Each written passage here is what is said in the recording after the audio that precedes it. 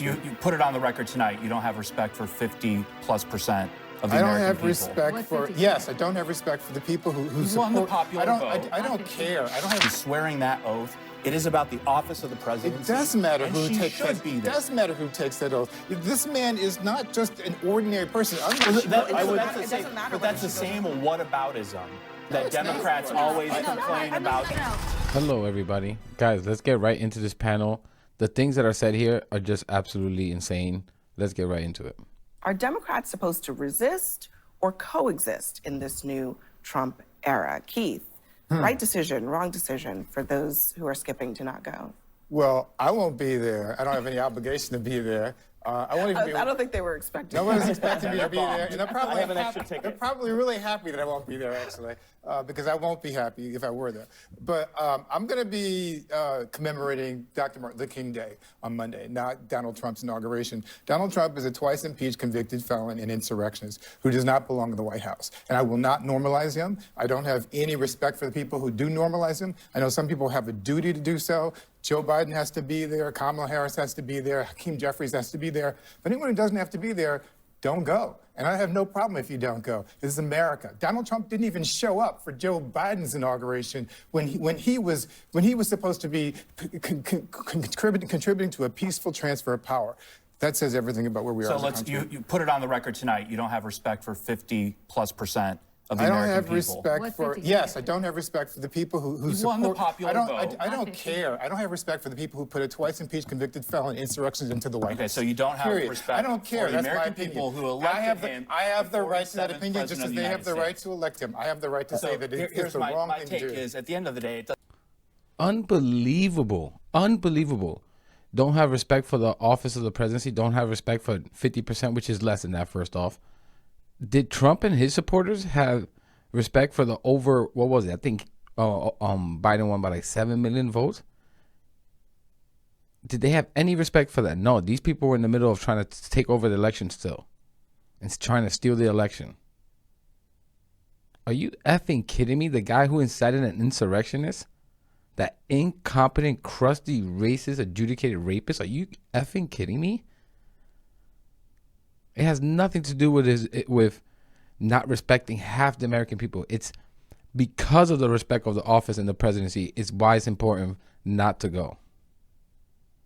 It doesn't matter who's there. Donald Trump will be sworn in as president at noon on Monday. What I find rich in all this is Nancy Pelosi demands the respect of being called Speaker Emerita, but she can't be bothered to respect the office of the presidency and show up. It doesn't matter who is swearing that oath. It is about the office of the presidency. It does matter who takes that. It does matter who takes that oath. This man is not just an ordinary person. Unlike the other 46 presidents in our country, this man is a twice impeached convicted felon who has been adjudicated for sexual assault. This guy is a guy who tried to overthrow the election in 2020. This is not a normal election, and we should not normalize this guy. If you have to show up, go. I don't have any problem if you choose to do so. But I do have a problem with the idea that Democrats want to continue to normalize something that should not be normalized. Yes, we should resist and not coexist. I also have a hard time with a lot of outrage being directed at the Nancy Pelosi's of the world. When, honestly, to Keith's point, the one guy who really should have been there that one time didn't show up. I just don't think that there's a lot of outrage to be given there. Maybe it's unfortunate, but I think you're right. Well, it doesn't matter. But that's the same whataboutism that Democrats always complain about Donald Trump and Republicans. He's the president of the United States. And she was Speaker of the U.S. House. She was she's not the Speaker anymore. She was the former Speaker, and she attended. And she reminds everyone. She attended Trump's inauguration. Let me just add one more thing. You know, Nancy Pelosi's husband was bashed in the head with a hammer, and Donald Trump joked about it. He mocked him for it.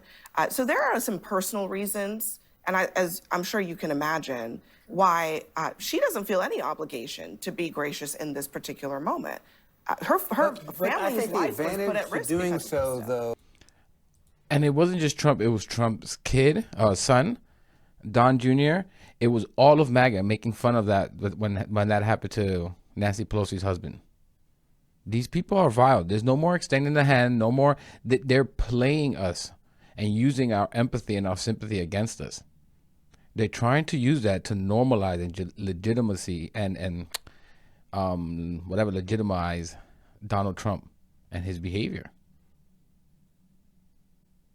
And it makes it so that when we speak about the threat that this man and that movement symbolizes, it's going to go on deaf ears if we're over here enjoying ourselves or going to inauguration that you don't have to go. F that guy. So, aside from the issue of this peaceful transition of power, which is an incredibly important as an institutional transition, it's just the notion of being the bigger of two people. I think it sends an incredibly powerful message. If somebody may have slighted you, the Bible talks about turning the other cheek. You just say, you know what, you're an idiot. I don't particularly like you, but I believe in our process, and I'm going to show up. Did you correct that? No. But there's a power in that. There's a power in that. I want to make a quick point. First of all, I have deep respect for all of you, and I don't particularly care how you voted. And number one, I'm going to take Nancy Pelosi at her word. She obviously went through a bad fall. She's older. It's going to be incredibly cold. I completely understand. And look, AOC is missing a golden opportunity here by not going. She would be going viral on Blue and on Twitter to the hilt with all of her reactions and her facial expressions during his speech. It'd be brilliant for her, great raising of money. But look, I understand that people have their critiques and concerns about Donald Trump, as you articulated, but I would also say those impeachments, those trials, they played out in the court of public opinion, which were the voters, and many of them thought they were a sham. And the impeachments were a sham. And the January 6th trial was politicized when Jim Banks and Jim Jordan refused to be put there. 57 members, a bipartisan majority, 57 members of the United States Senate voted to convict Donald Trump, Republicans and Democrats, regardless of the fact he didn't meet the constitutional standard. That's a bipartisan majority of the United States Senate. Republicans and Democrats thought that he should be convicted for his role in the insurrection. You can't tell me that was just a But impeachment's a higher bar on purpose. Maybe not turning of the other cheek, but on the Democrats who are trying to figure out how to navigate this, you got a bunch of them, mayors, governors, et cetera, basically sending a signal to Trump that they are willing to extend some kind of olive branch. Listen. Called for him to come out, take a look for himself.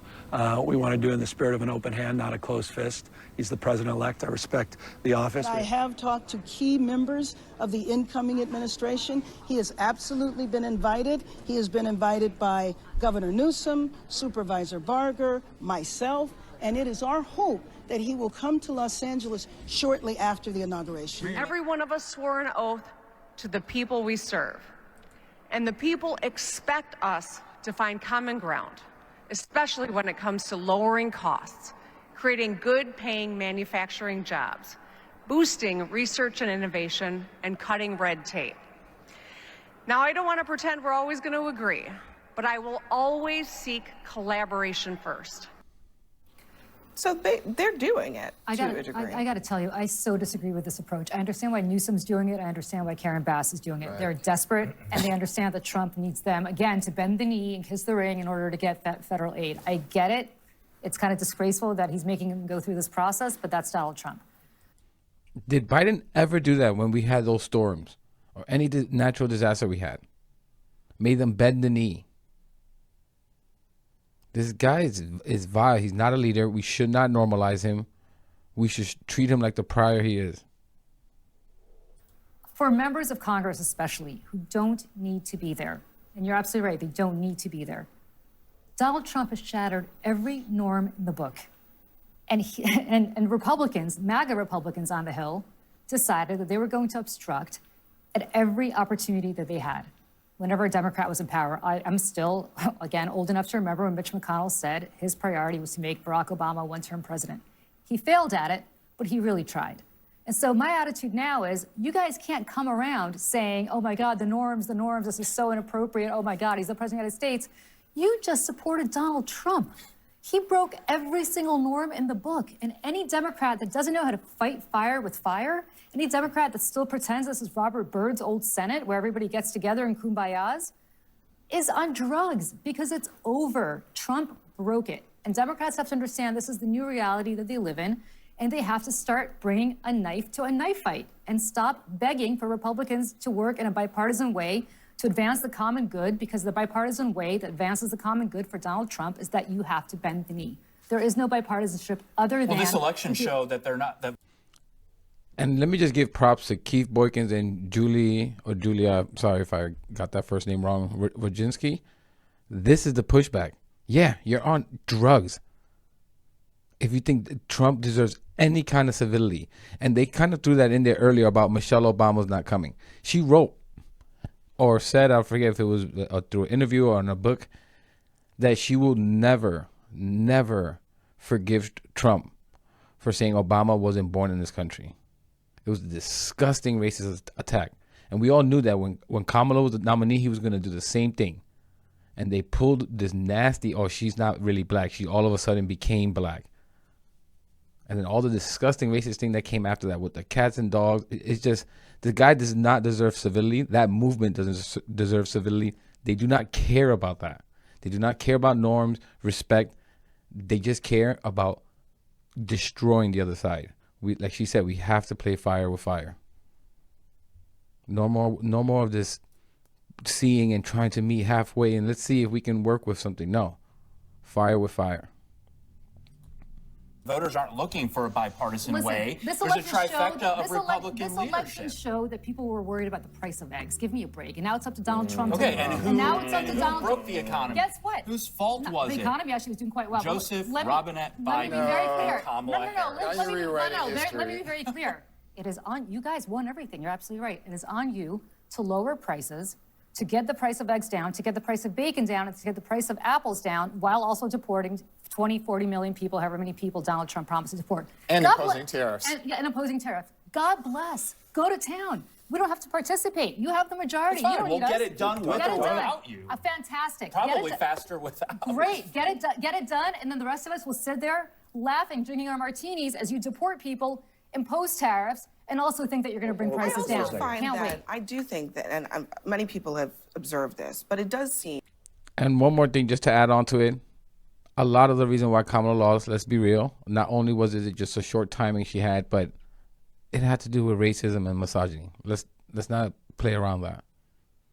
This country has been slowly rising, not even slowly. It's been increasing at a quick rate ever since Donald Trump came down and his dumbass wife in that escalator. He's brought a mess to this country. People hate each other. People can't stand each other from the other side. Politics used to be boring. People didn't even know about what you follow now. Like when Republicans win elections, they want Democrats to respect the other side. When Democrats win elections, you're Ron DeSantis and you're running on destroying the left in the United States of America. It's not a reciprocal thing. Well, I think, well, first of all, A, Donald Trump won, yes, in part because of the economy. B, because they thought that Joe Biden projected weakness, was too old, was getting us into wars around the world, thought that government spending was out of control, was upset at his social agenda. There was a whole host of reasons. Also, the fact that Biden hung on too long and everyone knew he was diminished and they foisted him on the American people. They also were just done with the BS of politics. I think everyone would like bipartisanship at some level. So I don't particularly think that's a huge deal. And also, I think a lot of people on the right would say that the Democrats were never fair to Donald Trump, that they ceaselessly bashed him for his entire existence in the press, in Congress, stifled everything he tried to do, and call him a threat to democracy, which is ahistorical and completely wrong. I thought you went way off track here. I just want to say one thing. Pam Bondi, Donald Trump's nominee for Attorney General, yesterday in her confirmation hearing, refused to acknowledge that Donald Trump lost the 2020 election. She said Joe Biden was a duly elected president of the United States. But that could mean that he got there some other way. She refused to acknowledge that he lost, and that's a pattern among Trump Republicans. And you cannot tell me that that's equivalent to anything Democrats have ever done in any position of responsibility. I feel like we're really digging deep. Duly elected means he won. No, it means she's stretched to come up with that. That's literally what it means. Everyone, hang tight. Coming up next. We're going to leave it there. And the Republicans are so stupid. They play this dumb game because it works on their followers. Their followers, again, the critical thinking level is at an all-time low with these people. MAGA, they're not known for their intelligence. That's why one of their dear leaders, Elon Musk and Vivek Ramaswamy, essentially said that. You guys are dumb. Americans are dumb. They're especially talking about you, MAGA. That's why they want people from India. This kind of low-level thinking works on MAGA. We all know what when they say, oh, yeah, Biden is the duly elected president, what they're trying to say. I'm going to leave it there, guys. Leave your comments below. We got to keep pushing back on this stuff. And please subscribe if you aren't. And I'll catch you in the next one.